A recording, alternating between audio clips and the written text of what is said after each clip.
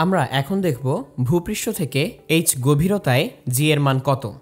আমরা ধরে নিচ্ছি ভূপৃষ্ঠ থেকে এইচ গভীরতায় জি এর মানটাকে আমরা জি ডাবল প্রাইম দিয়ে প্রকাশ করব।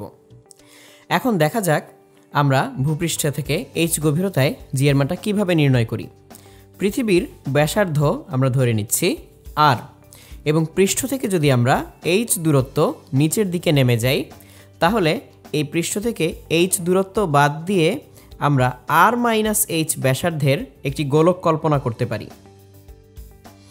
এখানে এই আর মাইনাস এইচ ব্যাসার্ধের গোলকটুকুকে আমি আলাদা করে নিলাম। তাহলে কেউ যদি ভূপৃষ্ঠ থেকে এইচ গভীরতায় অর্থাৎ এই বিন্দুতে থাকে, তাহলে সে আসলে এই আর মাইনাস এইচ ব্যাসার্ধের ছোট গোলকের পৃষ্ঠে অবস্থান করবে।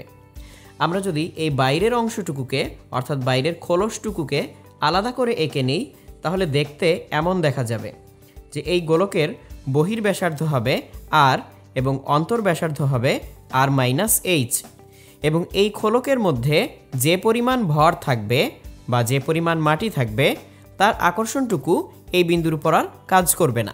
কেন? যদি কেউ এই খোলকের ঠিক মাঝখানে থাকে, তাহলে সব দিকে মাটি থেকে তার দূরত্ব সমান এবং সব দিকে মাটির পরিমাণও সমান। তাহলে সব দিক থেকে আকর্ষণের পরিমাণ যদি সমান হয়, আকর্ষণটুকু কাটাকাটি হয়ে শূন্য হয়ে যাবে। তাহলে এই বাইরের অংশটুকুর আকর্ষণ তার উপর কাজ করবে না। এখন কেউ যদি ঠিক মাঝখানে না থেকে একটু উপরে নিচে থাকে, আমরা ধরে নিচ্ছি কেউ এই মাঝখান থেকে একটু উপরে থাকলো, এখানে থাকলো, তাহলে এই অংশের মাটি থেকে তার দূরত্ব কিন্তু কম, এবং দূরত্ব কমলে আকর্ষণ কিন্তু বেড়ে যায়। কিন্তু এখানে ভরের পরিমাণও কিন্তু কম, উপরের এই অংশে ভরের পরিমাণ কম। তাহলে দূরত্ব কমায় আকর্ষণ বেড়ে যাওয়ার কথা ছিল, কিন্তু ভর কম থাকে আবার আকর্ষণ কমে যাবে। আবার এই নিচের অংশে ভরের পরিমাণ বেশি, তাই আকর্ষণ বাড়ার কথা ছিল, কিন্তু এই বিন্দু থেকে নিচের অংশগুলোর দূরত্বও কিন্তু বেশি বেশি। তাহলে ভর বাড়ার কারণে আকর্ষণ বেশি হওয়ার কথা ছিল, কিন্তু দূরত্ব বেড়ে যাওয়ায় আবার আকর্ষণ কমে যাচ্ছে। তার মানে হিসাব করলে দেখা যাবে এই বিন্দুর উপর মোট উপরের দিকে আকর্ষণ যা, মোট নিচের দিকে আকর্ষণও তাই। তাহলে এরকম করে এই খোলকের ভেতর যে কোনো বিন্দুই আমরা নেই না কেন, ওই বিন্দুর উপর এই খোলকের আকর্ষণ হয়ে যাবে শূন্য। অর্থাৎ মাঝখানে থাকলেও চারদিক থেকে সমান সমান আকর্ষণ হয়ে শূন্য হয়ে যাবে। আর যদি কেউ মাঝখানে না থাকে, উপরের দিকে থাকে বা নিচের দিকে থাকে, তাহলে এই অংশের আকর্ষণ যা হবে, এই নিচের অংশটুকুর আকর্ষণও আসলে তাই হবে, এবং মোট আকর্ষণ এই বিন্দুর উপর হয়ে যাবে শূন্য। তাহলে আমরা এই বাইরের খোলকটুকু অর্থাৎ এইচ পুরুত্বের যে খোলকটুকু, তার আকর্ষণ পুরোপুরি বাদ দিয়ে হিসাব করতে পারি। তাহলে আমাদের এখন বাকি থাকলো এই ভিতরের অংশটুকু, এই ছায়াবৃত অংশটুকুর আমরা ভর হিসাব করব এবং এর জন্য আকর্ষণ হিসাব করব।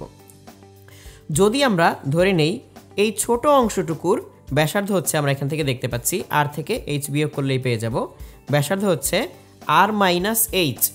এবং এখন এই ছোট গ্রহের জন্য ভূপৃষ্ঠে যদি আমরা অভিকর্ষজ ত্বরণ বের করতে পারি, তাহলেই আসলে বের হয়ে যাবে পৃথিবীর ভূপৃষ্ঠ থেকে এইচ গভীরতায় জি এর মান কত।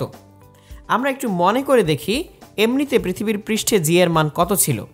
এমনিতে পৃথিবীর পৃষ্ঠে জি এর মান ছিল G equals G capital M by R square, যেখানে ক্যাপিটাল এম হচ্ছে সম্পূর্ণ পৃথিবীর ভর এবং ক্যাপিটাল আর হচ্ছে সম্পূর্ণ পৃথিবীর ব্যাসার্ধ।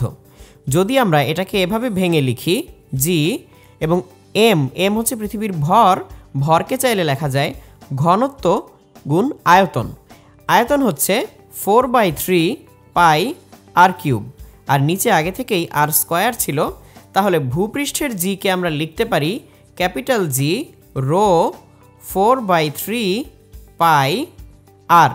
তাহলে এটা হচ্ছে ভূপৃষ্ঠে জি এর মান, এটা আমরা আগে থেকেই জানতাম। এখন এই ছোট গ্রহের জন্য চিন্তা করি। এই ছোট গ্রহের ভর আমরা ধরে নিচ্ছি স্মল এম। তাহলে এই ছোট গ্রহের পৃষ্ঠে যে জি এর মান আমরা পাবো তাকে ধরে নিচ্ছি জি ডাবল প্রাইম, এবং এটাই আসলে হচ্ছে পৃথিবী থেকে ভূপৃষ্ঠ থেকে এইচ গভীরতায় জি এর মান। তাহলে সেটাকে আমরা একইভাবে এই সূত্রের সাথে মিল রেখে লিখতে পারি ক্যাপিটাল জি এবং এই গোলকের ভর স্মল এম ডিভাইডেড বাই যে ব্যাসার্ধ আর মাইনাস এইচ হোল স্কোয়ার। তাহলে এই স্মল এম এর মানটা আমরা চাইলে বসিয়ে দিতে পারি এভাবে। স্মল এম হচ্ছে ছোট গোলকের ভর, তাহলে আমরা ঘনত্ব বসাচ্ছি, পুরো পৃথিবীর গড় ঘনত্ব আমরা ধরে নিচ্ছি রো, তাহলে রো ইন্টু 4/3 পাই আর মাইনাস এইচ হোল কিউব, আর নিচে আগে থেকে আর মাইনাস এইচ হোল স্কোয়ার ছিল, তাহলে জি ডাবল প্রাইমকে আমরা লিখতে পারি ক্যাপিটাল জি রো 4/3 পাই আর মাইনাস এইচ। তাহলে এটা হচ্ছে আমাদের ভূপৃষ্ঠের এইচ গভীরতায় জি এর মান। আমরা যদি এখন একটা কাজ করি, আমরা ভূপৃষ্ঠের জি এর মান এবং জি ডাবল প্রাইম অর্থাৎ ভূপৃষ্ঠ থেকে এইচ গভীরতায় জি এর মান এদের একটা অনুপাত নেই, তাহলে কি হয়? যদি আমরা জি ডাবল প্রাইম বাই জি এই অনুপাতটা নেই, তাহলে দেখা যাবে জি রো 4/3 পাই সব কেটে যাবে, শুধু থেকে যাবে আর মাইনাস এইচ বাই আর। তাহলে পরের লাইনে আমরা লিখতে পারবো G double prime equals G into 1 minus H by R. তাহলে এটাই হচ্ছে আমার ভূপৃষ্ঠ থেকে এইচ গভীরতায় জি এর মানের সূত্র। জি ডাবল প্রাইম ইকুয়ালস ভূপৃষ্ঠের G into 1 minus H by R. তাহলে এখন একটু চিন্তা করে দেখি, আমরা যদি পৃথিবীর কেন্দ্রে চলে যাই তাহলে কি হবে? যদি কেন্দ্রে চলে যাই, ভূপৃষ্ঠ থেকে কেন্দ্রের দূরত্ব কিন্তু আর, তাহলে এইচের জায়গায় আর বসে যাবে, তাহলে আর বাই আর হয়ে যাবে 1 মাইনাস 1 0 এবং জি ইন্টু 0 হয়ে যাবে 0, অর্থাৎ জি ডাবল প্রাইম শূন্যে পরিণত হবে। অর্থাৎ আমরা বুঝে ফেললাম যে পৃথিবীর কেন্দ্রে চলে গেলে আমাদের উপর অভিকর্ষজ ত্বরণ কাজ করবে 0।